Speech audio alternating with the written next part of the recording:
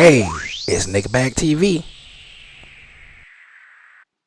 What's up, man? It's your boy, Mr. Nickback TV, aka Blogaholic, back in the building, back in the mix. And let's get into this. The Joker, Jokic. What's this man? I'm gonna be honest, man. I ain't gonna sit here. I'm a NBA analyst. I don't analyze the analysts or nothing like that, man. I'm just a dude with a little podcast with a few humble people to watch or listen, whatever you want to call it. But let me get into what I'm talking about, man. I'm not about to ramble on this one. The Joker, man, he won the championship last night. Shout out to him. I'm gonna tell you right now, dude. I got a question. Is the Joker winning the championship a good thing or a bad thing for the NBA? I'm gonna tell you, man. I think it's a horrible thing for the NBA. I think it's horrible that Joker won a championship and has become the face of the NBA. Now, I want to preference this with saying, I'm not hating on Joker. I mean, he put in the time, the work, the effort to become a skilled basketball player, to become an NBA player, and to get the shine that he's getting. So I'm not taking anything away from him. I'm just talking about my point of view, my selfish reasons why I don't think the Joker winning the championship and becoming the face of the NBA is a good thing. Because for one, his game cannot be appreciated by the average fan who watches basketball. And that's just the honest to God truth. If a person who just casually turns on the basketball game and you see everybody being skilled and nobody's doing, outrageously athletic things like jumping out, like LeBron James jumping out the gym, Shaquille O'Neal just bulldozing over people, Allen Iverson crossing over, Steph Curry shooting these outrageous three pointers, just doing just appeasing to the eye things, then I mean the casual fan gonna turn off and just get kind of turned off to basketball in general. I would call myself a casual fan, but a high level casual fan. Put it like that. I know a little bit about the league. I know I can talk about it amongst people, but I'm not like in depth with it. So I watch a lot of the games. Um, this finals, I was watching it. I enjoyed LeBron James losing. I enjoyed Kevin Durant losing. I enjoyed Kyrie Irving not making the playoffs. So I enjoyed that part of it. I'm actually a Giannis fan. I think Giannis' game is more appeasing to the eye.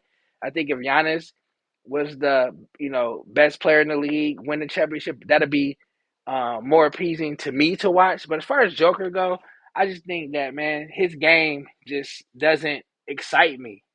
That's not something I want to see. I don't want to see a chubby, um, not even chubby, just a non-muscular foreign white dude jumping a half an inch in the air, doing jump hooks. I mean, yes, he has some great creative passing passes. And I'm not gonna lie, when I watch Joker, I do say like, "Wow, man, this dude has skills." Like, dang, man, that's a nice pass. That's a good shot. I mean, I like, I respect his gangster. No, I respect his skill level. So I respect all of that. So I will, say that I understand what he brings to the game and how it affects the game. But overall, I don't think the average fan will really like look at Joker as a person they want to watch, you know, all the time. So that's why I think him winning just increases the it's going to force him to be more visible, and it's going to turn a lot of people off watching basketball if that becomes the norm. Where you seeing guys being more skilled, like no one watches basketball. I mean, I ain't gonna say no one, but the average fan doesn't watch basketball to see players like the Joker. You know, that's just facts. It's like if you go to a gentlemen's club. You don't go for the technical dancing. You don't go to see people, dancing technically. You don't go there and see a whole bunch of, I guess, flat chested dancers, ballerinas, and be like, "Oh man, look at her on the tippy toes. Oh my god." You don't do that. You respect it, but that's not something you want to see. You want to see other things, and that's what the NBA is falling into when you got a person like Joker being the face of the league. You're gonna fall into people getting turned off on trying to figure out if this guy's good or not. Do I supposed to like this? Like when you got a question, do you like something? or if people have to constantly tell you that what you're watching is good, it's not good. You know, like you want people to just watch like Allen Iverson carrying the ball. You want a person saying that's not basketball, that's carrying. That's not basketball. He's just shooting bad shots. That's what the average person want to see. We want to see stuff that that makes sense, so we can easily follow what's going on. We don't want to technically know what's a good shot, what's a bad shot, what's the analytics of the players ability. This is why this player is good because analytically he can do things on the court that's never been done. We don't care about that. We want to see somebody crossing a person over, breaking someone's ankles, jumping out the gym, shooting just half court shots. That's what the average fan wants to see. And Joker just doesn't bring that excitement. So with him winning the championship, possibly becoming more visible, possibly becoming the quote unquote face of the league, that's a bad thing for the NBA at all costs. So I think the NBA needs to find a way to shut them down. They have to come up with another big three. They have to formulate some power team to stop the Joker. And that's what I think the NBA will do. And that's just what's coming next year. I don't see the Joker or the Nuggets winning another championship with that team. The NBA is going to come up with some type of mega monsters team to put the Joker down, man. That's just what that is, man. People can disagree or agree all you want. I just don't see the Joker being the face of the league. I mean, he can't be. He's not. No one wants to watch him. I mean, like I said, the average person is like, dude, do I supposed to like this? Like, is this what? What is he doing? Like when he shoots his 3-point shot, it's the ugliest shot I ever saw in my life. It's ugly. They got people saying that's the Larry Bird behind the back ugly. No, it's ugly. It's not appeasing to look at. So that's that, man. I think shout out to the Joker, shout out to the Nuggets.